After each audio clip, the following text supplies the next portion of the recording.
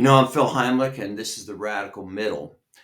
I ran for Congress last year, and I realized at that time the most important event of the year for every county Republican Party is what they call their Lincoln Day dinner, which is named after President Abraham Lincoln.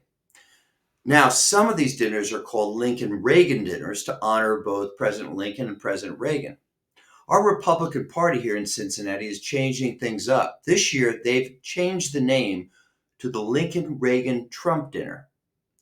Okay, what I don't get is what does Donald Trump have in common with Abraham Lincoln or Ronald Reagan?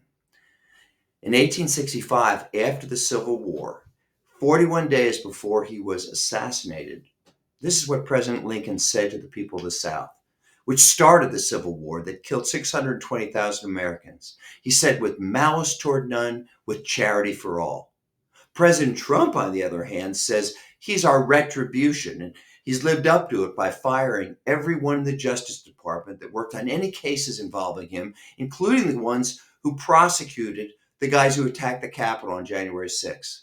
He's removed security clearances for almost everyone he doesn't like, such as his former military advisors and his Secretary of State. And he's cut off all the law firms that ever filed any suits against him from having any further business with the government.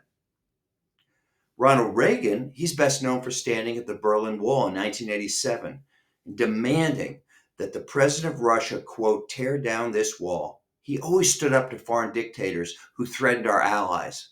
Now, on the other hand, President Trump admires the president of Russia, and he blames Ukraine, our ally, for Russia's invasion of Ukraine.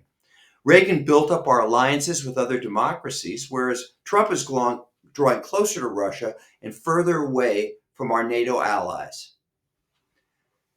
Hey, I'm not opposed to having a Trump dinner, but let's not mix him up with Abraham Lincoln or Ronald Reagan because they have nothing in common. I'm Phil Heimlich, and this is the Radical Middle.